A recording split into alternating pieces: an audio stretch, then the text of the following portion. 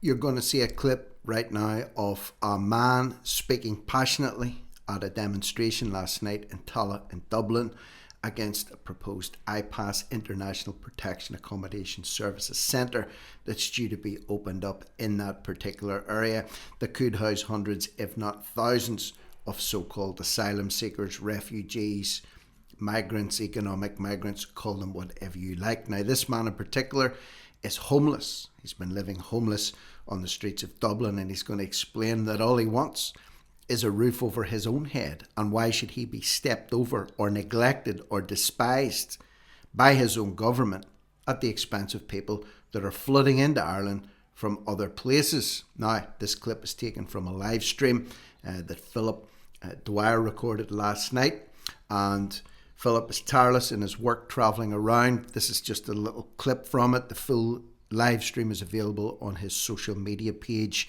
The link for that will be in the description box underneath that video. Go and check out the full video. Share Philip's content. Support him wherever you can as he documents what's happening here, there and everywhere. So without any further ado, let's jump in and hear what this man has to say specifically about his own current situation on the streets of Dublin. People of this country, that's... You just talk away. I'll hold the mic. I'm one of the homeless people of this country. You know, I've been living in tents, I've been living in hostels, I've been living all over the place. You know, and it's really, really tough out there. Mental health, every issue, you know, and the government is doing nothing for us. The government is doing nothing for Ireland. They're bringing these people in, they're giving them great... I'm not racist. I'm not anything, I'm just a normal human being. Get away from this "I'm not racist" nonsense, lads. You're only playing into their narrative. That's a great point Philip actually raises here about this statement. I'm not a racist. No, he's not a racist. He explains that he's a homeless man. He's been living in tents. He's been living in hostels. He's been living hand to mouth for years while other people are being brought in and housed and accommodated above him. And then, because of this onslaught, this weaponization of the term racist by the government-sponsored and funded NGOs, radical, extremist, left-wing NGOs in Ireland, this term is just being thrown about to slur and defame anybody that would stand up for their own rights, their families' rights, the protection of their children, to ask for simply a roof over their own head, as in this man's case. And it shows you how relentless their assault has been, that many people now need to almost preface what they're saying or prefix what they're about to say by holding their hands up and saying, I'm not a racist. No. Why would anyone think he is for simply asking for a roof over his head, provided by his own government, when they seem more than capable about doing that and providing that for people that are flooding in from overseas? People, all I want is a home. That's all I want. A little shack somewhere that I can call home. That's all we want. And us as Irish people need to stand up and recognise that our own is being destroyed by these people that's being brought into the country by the government. And we need to stand up, and all of the areas need to come together. And if we have to shut the country down, well, let's shut it down. That's what we have to do. If this is what's going to make them listen, well, then that's what we have to do, people. I am nothing, I'm nobody. I'm just here to stand up for the homeless of this country. I encourage... Notice as well what this chap says. All he wants is a roof over his own head. But do you notice also how downtrodden he is and how demoralised he is, that he's simply saying, you know what, I would even take a shack at this stage. Just give me a shack if it's somewhere that I can call my own. That's a disgrace that this man is in the position where he would be happy enough to take scraps from his own government when it comes to the provision of a home. The provision of a home or somewhere to call his own. Take a shack. There's no one taking shacks that are being ferried in to these IPAS centres. They're getting 3 meals a day. They're getting access to medical treatment that many Irish people can't get access to. In some cases, they're having their cars serviced and work done on them.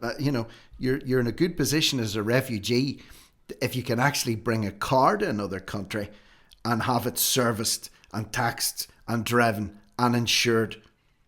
That's quite some setup. Only in Ireland, and that's why Ireland's got the name Treasure Island, because everybody's flooding here because they think it's the land of milk and honey. Well, this guy in particular would be happy to take the scraps, and shame on the government if they were to ever house him in a shack, which I'm sure they would do if it would get him off their case. This man deserves a hell of a lot more than that, don't you think? Every one of us to walk through O'Connell Street at 3 o'clock in the morning and waiting to see what's going on. It's a disgrace. They have took over the whole of town. And you know what? It's the Irish people that have nothing, that the guards are focused on. They see these people every single night. I encourage you to drive through it at 3 in the morning. It's chaos. They're coming into our countries and you know what's going to happen? I know nothing about politicians. But you know what's going to happen? The Irish race is going to be just wiped out of this country. If we don't stand up as Irish people, let's stand. And let's stand today and let's shut this country down. That's what we have to do. There you have it. Let's shut this country down if that's what we have to do. Is that what it's going to take? Is that what's actually needed for any action to be brought about? Because the government don't seem to be listening to anything else. What if there is blockages of arterial routes? I'm talking about peaceful mass protests here that bring about disruption without causing damage to property, without attacking other people. That was the go-to method in the past, in these pre-internet days. People took to the streets and people brought countries to a halt. And believe me, when that happens, the government is very quick to stand up or sit up or wake up and take notice. And I stress again, I don't advocate any violence. I'll never advocate anybody attacking anybody else, never. But I'm saying that the government still is despising its own people, even as we speak. So this is leading into more frequent protests in more diverse areas, north, south, east and west, and in the middle of Ireland. There's another big protest planned for the 7th of June, I think it is, in Cork. Check social media pages, you'll get details of that. Just search Cork protest. Then another one has been proposed for Dublin, following off the back of the one that was held at the end of April, around about the 22nd of June, I think it is.